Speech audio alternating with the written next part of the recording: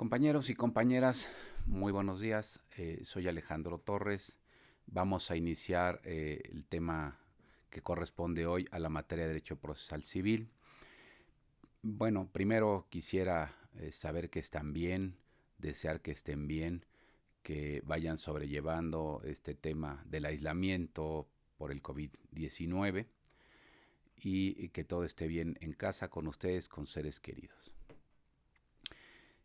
Según la información oficial, lo más posible es que ya no regresemos a la facultad con este semestre para las clases presenciales y consecuentemente tampoco para los exámenes, porque el semestre debería concluir el día 22 de mayo, por ahí más o menos, y la información que se tiene, la publicación de ayer del Día Oficial de la Federación, es que hasta el día 30 de mayo, pues las actividades no principales o primordiales no se estarán llevando a cabo de manera presencial. Entonces, no vamos a regresar. Quiero decirles que la intención inicial que ahorita ya tengo es que los exámenes los vamos a hacer en la fecha que se nos indique por la facultad o si nos dan la posibilidad de decidirlo nosotros, así va a suceder.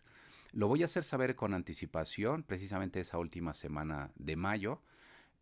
Lo más posible es que me tengan que mandar su examen vía correo electrónico, salvo que cambiemos la instrucción. El correo electrónico que voy a usar para esto es el que me proporcionó la universidad, que es alejandrotorres@comunidad.unam.mx. Lo dejo por aquí para que lo tomen en cuenta.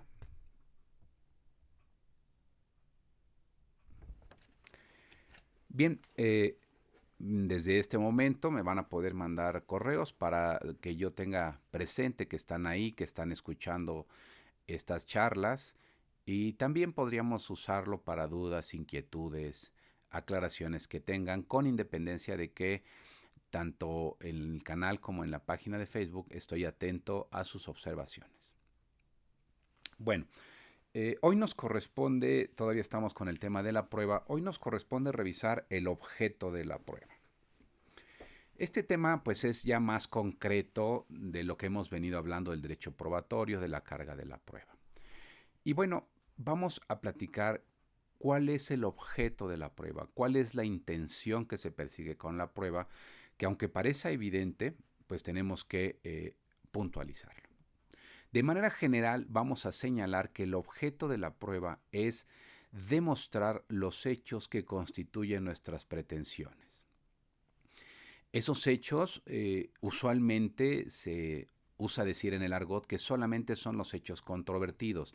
Sin embargo, ese es un error si lo vemos en generalidad. ¿Por qué? Porque no es así, compañeros ni compañeras. El objeto de la prueba son todos los hechos.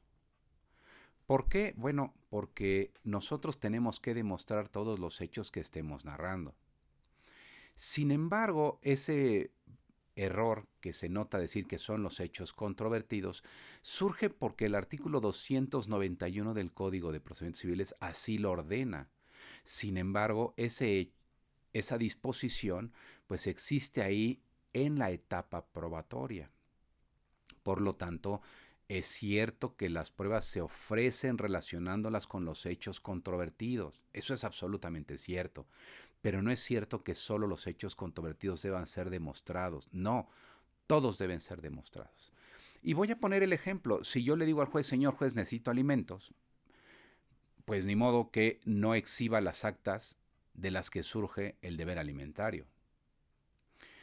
Y con independencia de que mi contraparte diga que sí o que no al hecho yo ya lo demostré y lo tenía que demostrar porque acredita mi legitimación.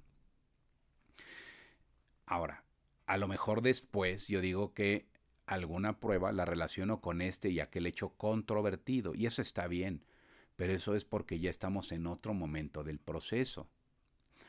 Por lo tanto, yo los invito a que no se queden con la idea que solamente los hechos controvertidos son materia de prueba. No, todos los hechos son materia de prueba, pero cuando estamos en la etapa probatoria corresponde ofrecer nuestras pruebas únicamente con los controvertidos. Este punto está evolucionando y posiblemente algún día lleguemos a que todas las materias superen lo que estoy platicando ahorita. ¿Por qué? Bueno, porque ya la mayoría de procesos que se están tramitando en materia mercantil, en materia civil de cuantía menor, ya estamos con la visión de los juicios orales. Y en los juicios orales todas las pruebas se ofrecen en los escritos iniciales, lo cual impide al actor relacionar sus pruebas con hechos controvertidos, porque no existen hechos controvertidos. Y también está cambiando la sanción. ¿Por qué? Porque la sanción es que si, por ejemplo, en la confesional yo no comparezco a la misma, la regla de hoy es que se me tiene por confeso de las posiciones que se califiquen de legales. Sin embargo, en los juicios orales eso ya no puede suceder. ¿Por qué? Porque yo ofrecí mi prueba con los hechos que quería demostrar. En consecuencia, si no va a la confesional mi contraparte, no hay posiciones. Lo que se le va a tener, por cierto, son los hechos en los que yo relacioné mi prueba. Esto poco a poco ustedes lo van a ir entendiendo y es un tecnicismo muy valioso con la evolución del derecho procesal. Hoy por hoy en nuestra materia procesal civil todavía no es regla que las pruebas vayan en la demanda de todos los juicios. Por lo tanto, seguimos pensando que el artículo 291 es aplicable especialmente en los juicios ordinarios, que es en aquellos en los que no se ofrecen pruebas al inicio del escrito de demanda. Bueno, entonces, esas son las generales de este tema, que el objeto de la prueba son los hechos que constituyen mis pretensiones. El actor los de su demanda, el demandado los de su contestación. Bueno, ahora vamos a darle seguimiento al temario para que pues hagamos lo que corresponde. El temario nos habla de la clasificación de los hechos y nos propone una clasificación. Lo primero que nos dice es hechos objeto de la prueba. Bueno, vamos a ser más precisos entonces. ¿Cuáles son los hechos objeto de prueba? Todos. Todos los que constituyen mi demanda o mi contestación. Y dentro de esto también es importante recordar que la costumbre y el derecho extranjero también serán motivo de prueba. La costumbre porque no está compilada en una ley, es lo que ha hecho una comunidad durante un tiempo y lugar determinado, que no contraviene la norma y que es reconocido por la mayoría. Y el derecho extranjero tiene que demostrarse porque el juez pues conoce el derecho local. Por lo tanto, conforme al artículo 284 bis del Código Procesal Civil, lo que corresponde es que yo le demuestre al juez la existencia, la vigencia y la aplicación del caso concreto de ese derecho extranjero a nuestro litigio. Si es que corresponde, desde luego. Y bueno, será importante saber que el juez no lo va a aplicar a rajatabla, lo va a aplicar siempre y cuando ese derecho extranjero no contravenga disposiciones locales ni vulnere derechos humanos de las personas.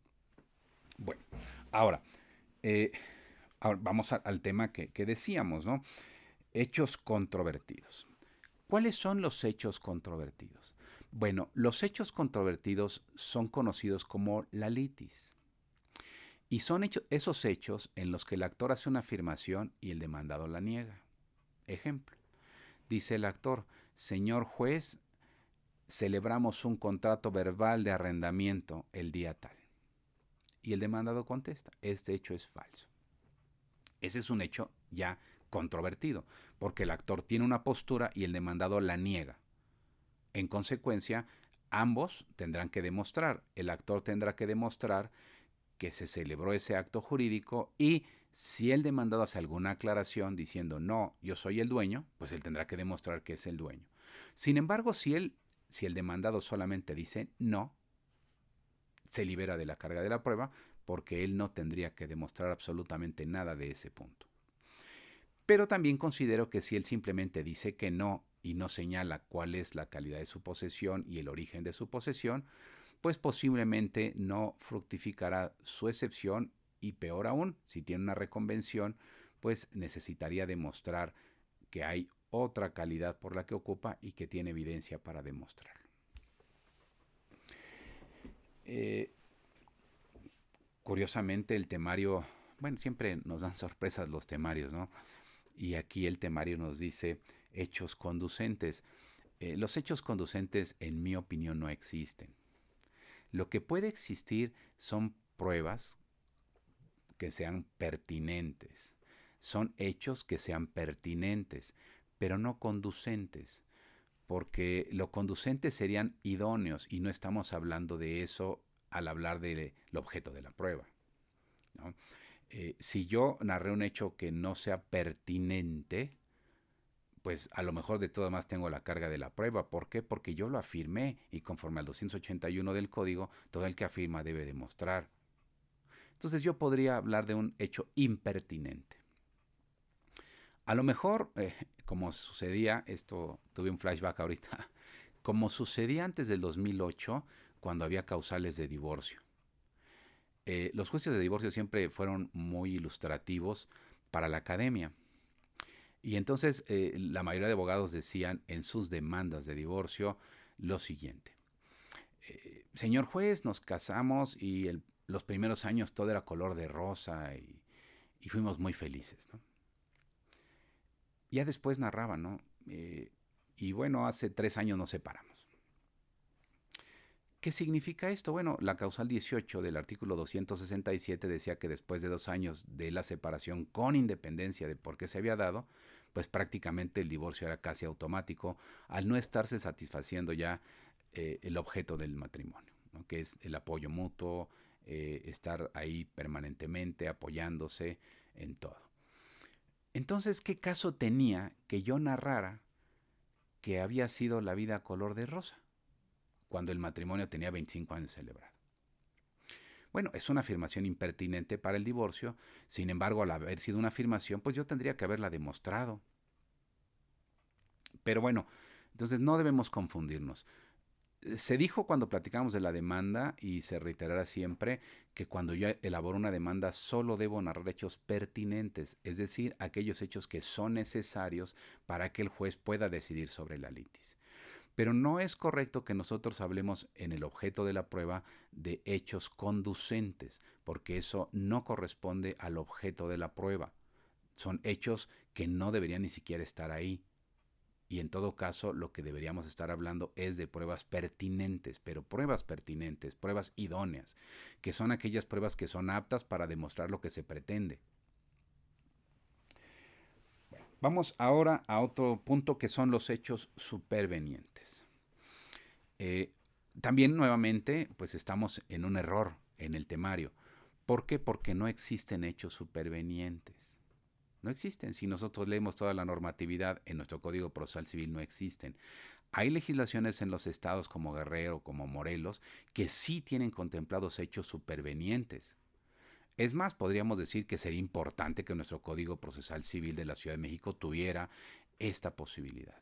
Pero no la tiene, compañeros. Si nosotros leemos el artículo 98 del Código Procesal Civil, solo se refiere a documentos supervenientes, es decir, a elementos de prueba, pero no a hechos. Podríamos pensar, como otras legislaciones lo tienen, que sí existe esa posibilidad de hechos supervenientes. Y voy a poner un ejemplo. Es usual en materia de arrendamiento inmobiliario que cuando emplazan al inquilino al juicio, parecería que automáticamente él ya no debe pagar la renta. Y eso es un error, eso es ilegal. Sin embargo, es posible que yo estoy promoviendo la rescisión del contrato porque el inquilino le cambió el destino al bien. Pactamos que era casa habitación y él ya está vendiendo quesadillas. Y ese tema, aparte de violar el contrato, pues molesta a los demás inquilinos. Entonces presento mi demanda de rescisión porque le cambió el destino. Pero una vez que lo emplazo, como les decía que usualmente pasa y de manera ilegal, deja de pagar la renta. Que corresponde entonces que yo pudiera presentar dentro de los 3 meses del incumplimiento o posterior a esos 3 meses un incidente de hechos supervenientes. Y yo le digo, señor juez, con independencia de que le cambió el destino, ha dejado de pagar la renta. Fíjense qué maravilla, es la misma causa, que es el mismo contrato de arrendamiento, y yo puedo agregar un hecho superveniente para fortalecer la rescisión de ese contrato. Pero malas noticias, en la Ciudad de México eso no corresponde. Si nosotros leemos el artículo 34 del Código de Procedimientos Civiles, vamos a observar que dice, admitida la demanda, así como presentada la contestación, no podrá modificarse. Se acabó, es litis cerrada.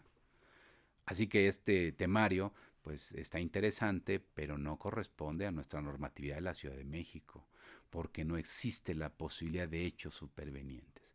Sí existe la posibilidad de documentos supervenientes para demostrar los hechos, pero son los hechos que ya tenemos en la litis. No se pueden modificar, compañeros. Hechos positivos y hechos negativos. Esto ya lo habíamos platicado en la sesión anterior, en las reglas generales de la carga de la prueba y vamos a precisarlo únicamente. Son dos disposiciones del código las que están en esto, que es el 281 y el 282 del Código Procesal Civil. El que afirma debe demostrar. Esto es lo que ordena el 281.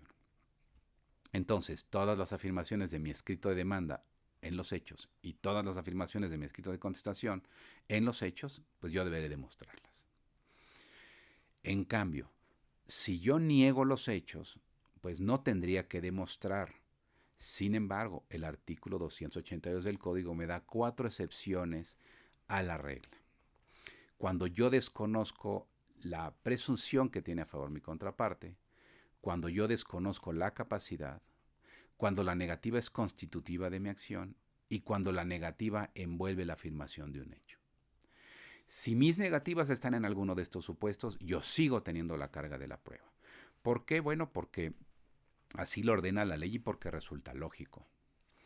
Vamos a poner los ejemplos. Si yo digo que mi contraparte no es la dueña de la ropa que trae puesta, pues yo tengo que demostrar eso, porque la posesión de los bienes muebles y de la ropa que yo traigo puesta, pues nada más la posesión hace presumir que soy el propietario.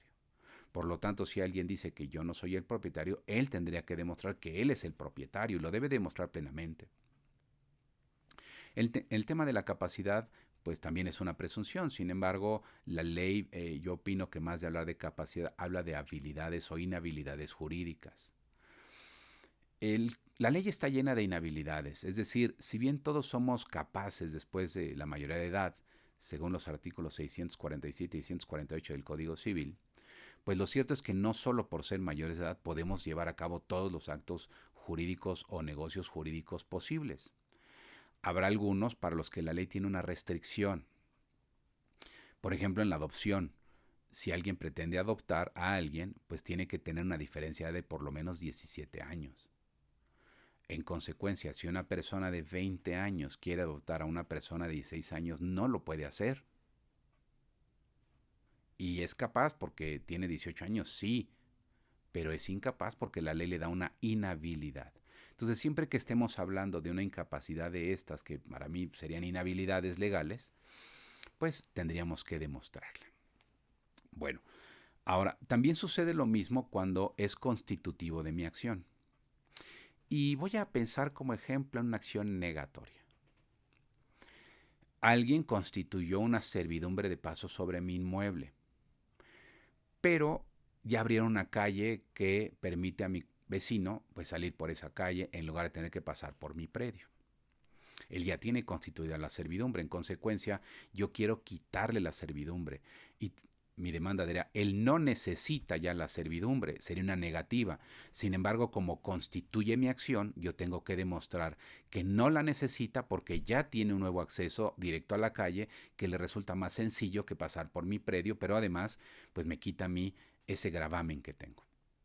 Entonces sí tendría que demostrarlo. Y el último supuesto de que cuando la negativa constituye la afirmación de un hecho, pues es el clásico ejemplo del impago. Yo le digo al juez, señor juez, el demandado me debe tantas rentas y él contesta diciendo, no, no es cierto. Y él pensaría que por la negativa no tiene la carga de la prueba. Pero ese es un error, sí la tiene. Y la tiene porque su negativa constituye la afirmación de que ha pagado. Y la jurisprudencia ha señalado desde hace muchas décadas que quien tiene la carga de la prueba del pago, pues es el deudor. porque él es el que debe tener el recibo, él debe tener la constancia de la transferencia que cumplió su obligación.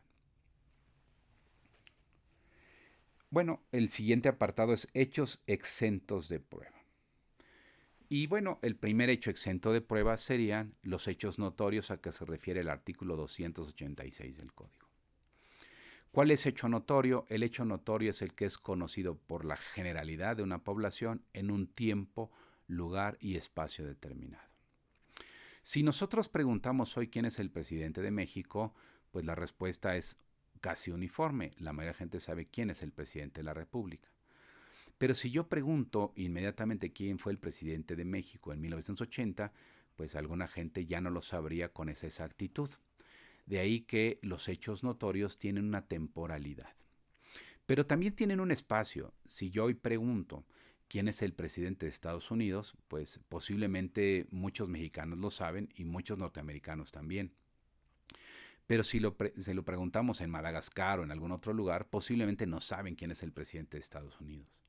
Y ya no digamos el de México, ¿no? Si preguntáramos en Sudáfrica quién es el presidente de México, lo más posible es que nadie lo conteste correctamente, como nosotros no podemos contestar correctamente quién sería el presidente de algún país africano o el primer ministro. Entonces, el hecho notorio, simple y sencillamente el juez tiene que aplicarlo y en la mayoría de ocasiones, pues solamente es aplicar la lógica. Fíjense qué interesante podría suceder ahora que abran los juzgados, quién sabe cuándo, pero cuando abran, pues todos los juzgados como hecho notorio no estarán contabilizando como días hábiles todos estos días que llevamos sin actividad judicial. Van a ser hecho notorio. Desde luego debemos tener por ahí como juristas los acuerdos del Consejo de la Judicatura, del Diario Oficial, de la Gaceta Oficial de la Ciudad de México, en donde se ha hecho oficial que son inactividades todavía las de impartición de justicia.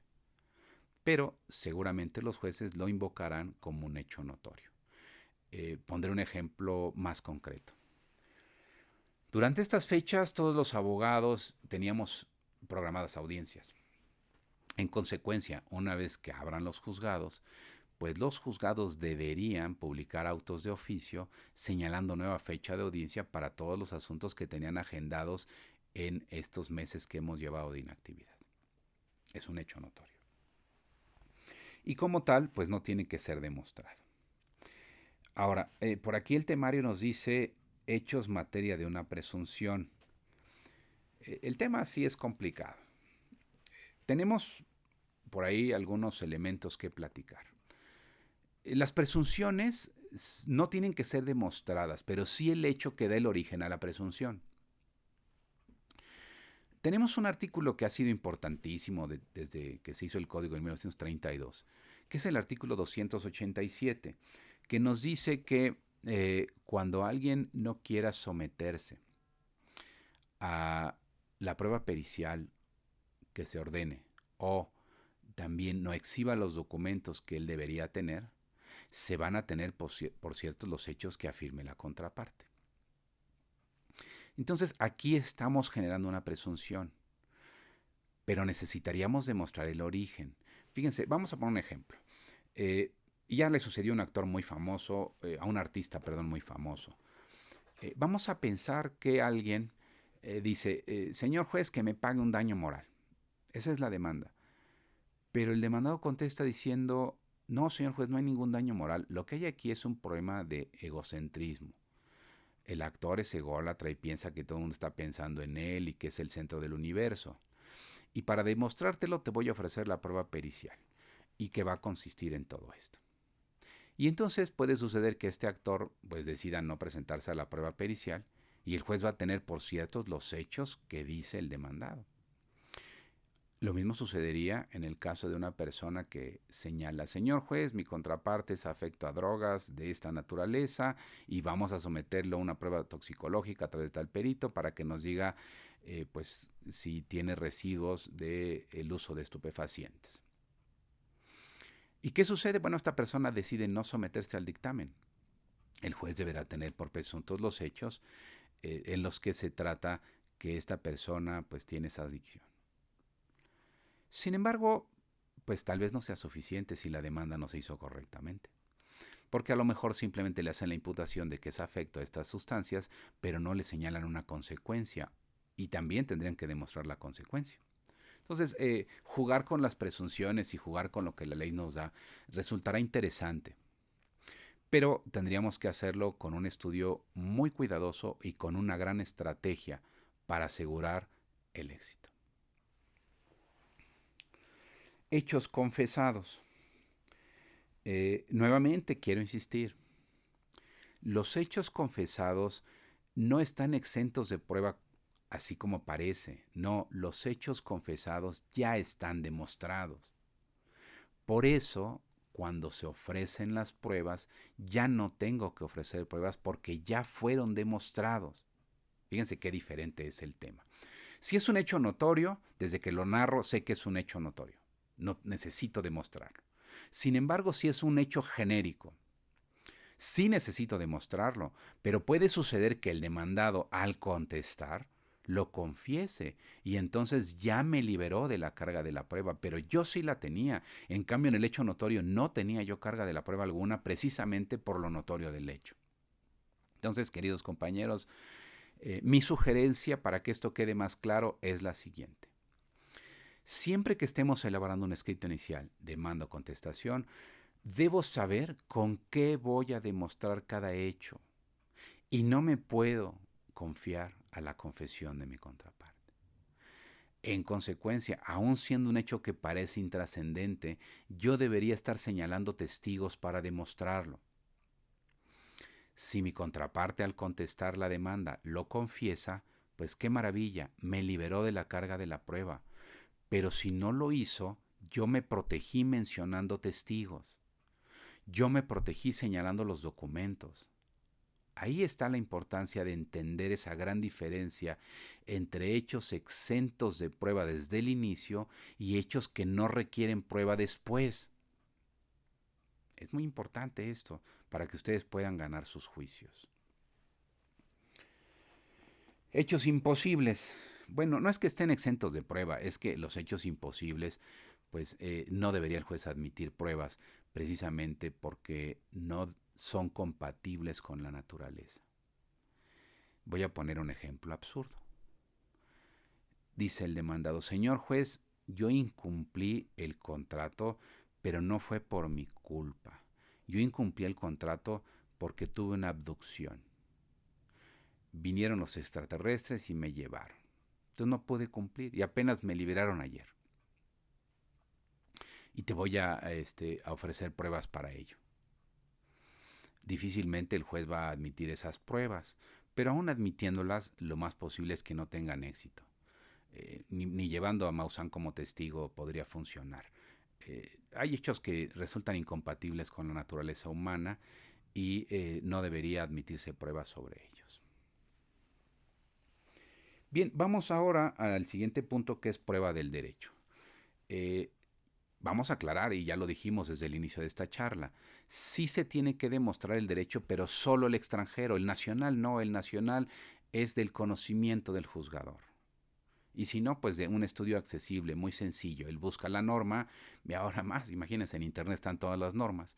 Entonces, él puede buscar la norma si es que no la conoce, y eso sería normal y es muy posible. El derecho es prácticamente ilimitado y ningún juez, ningún postulante conoce todo el derecho, ni toda la ley.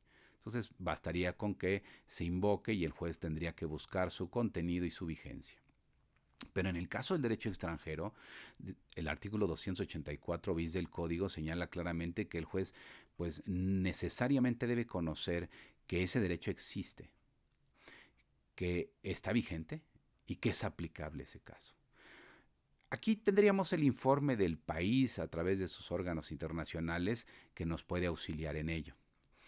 En otros países, en otros sistemas, existe también el expert witness, que consiste en este peritaje de un jurista que podría venir del país de que se trate a hacer su declaración como perito. No estaría prohibido por nuestra ley, ahí está el 289 del código que permite cualquier elemento, y yo podría, como parte de robustecer que este derecho es vigente y aplicable, pues traerme a un testigo extranjero, a un jurista de ese país, que acredite su calidad y que pueda declarar como un testigo experto de derecho de esa materia, con independencia de que también se tenga el informe de el país a través de su organismo internacional. No olvidemos también, desde luego, el tema del idioma, porque puede estar en idioma extranjero que el juez no debería conocer. Y tal vez pienso que alguien puede exhibir por aquí el código napoleónico o el código vigente en Francia en este momento, y pues estará en francés. Y el juez, aunque sepa francés, recordemos que no está obligado a usar sus conocimientos particulares del asunto, entonces necesitamos tener un traductor. Y también sucede lo mismo con el derecho consuetudinario. Ya hemos dicho que hay normas consuetudinarias que son parte del derecho y si son reconocidas por los aplicadores de ella y es generalizada y no contraviene el derecho, pues también tendríamos que demostrarlo. A través de testigos sería una prueba idónea y también podría ser a través de comunicaciones entre las partes en las que se ha venido respetando esa norma que no está escrita y que no es una ley. Y bueno, el tema siguiente no deja de sorprenderme nuevamente. Estamos en la unidad 11, que es el objeto de la prueba, es decir, qué tenemos que demostrar. Y nuestro temario, de una manera incorrecta, en mi opinión, nos habla de la jurisprudencia. No, la jurisprudencia es derecho, compañeros. Y si nosotros leemos el artículo 217 de la Ley de Amparo, nos vamos a dar cuenta que es obligatoria. La jurisprudencia que hace la Suprema Corte de Justicia es obligatoria para todos los tribunales de la República. La jurisprudencia que hacen los plenos de circuito es obligatoria para todo ese circuito. En consecuencia, pensar que yo debo demostrar la jurisprudencia es un gravísimo error. No, seguramente será el artículo 221 de la Ley de Amparo el que nos diga que lo único que tengo que mencionar son los datos de localización. Pero hay que reconocer que en esta Ciudad de México, en las grandes ciudades, pues ni siquiera es necesario eso. ¿Por qué? Porque tenemos accesibilidad a los medios electrónicos y tenemos la jurisprudencia de la Corte a unos cuantos clics. Entonces el juez debería tener ese acceso. No debo demostrar la jurisprudencia porque es una fuente del derecho. No, es terrible que el temario señale esto y todavía más dice valor. Por favor, ahora resulta que la jurisprudencia debe tener valor. No, podemos estar de acuerdo o no con la jurisprudencia, pero es derecho, punto. Nos guste o no nos guste, ya se creó el criterio. Queremos quitar el criterio, pues hay que buscar la forma de que haya un criterio nuevo. Podría haber hasta sustitución de la jurisprudencia conforme a la ley del 2013 de amparo y el mismo órgano jurisdiccional decidiría que no era bueno su criterio. Pero mientras esté vigente, compañeros, el criterio, pues es obligatorio. Entonces, no podemos equivocarnos en esto y pues no es motivo de prueba la jurisprudencia, simplemente tendríamos que mencionar los datos de identificación de la misma. Lo dije en alguna ocasión, lo reitero, si yo quiero sustentar mi proceso en una jurisprudencia, el momento correcto para hacerlo serían los alegatos. Si fuera un recurso, pues cuando yo interponga el recurso, ahí puedo poner jurisprudencia. Si me voy al amparo, ahí puedo poner jurisprudencia. Pero no en la demanda y mucho menos en las pruebas, por favor. No está sujeto a controversia la jurisprudencia en mi litigio. En mi litigio lo que está sujeto a prueba son los hechos. Nada más. Bueno, pues esto es a grandes rasgos el tema que nos ocupa del objeto de la prueba. Pues muchas gracias, compañeros. Estamos en la facultad en vivo. Por favor, manifiéstense, se los he comentado, tanto en el canal como en la página y ahora en el correo que les he compartido al inicio de esta charla. Voy a estar al pendiente y a través de esos medios les voy a hacer saber cómo vamos a evaluar. Cualquier duda, comentario, aclaración, estoy a sus órdenes. Que tengan un excelente día. Hasta la próxima.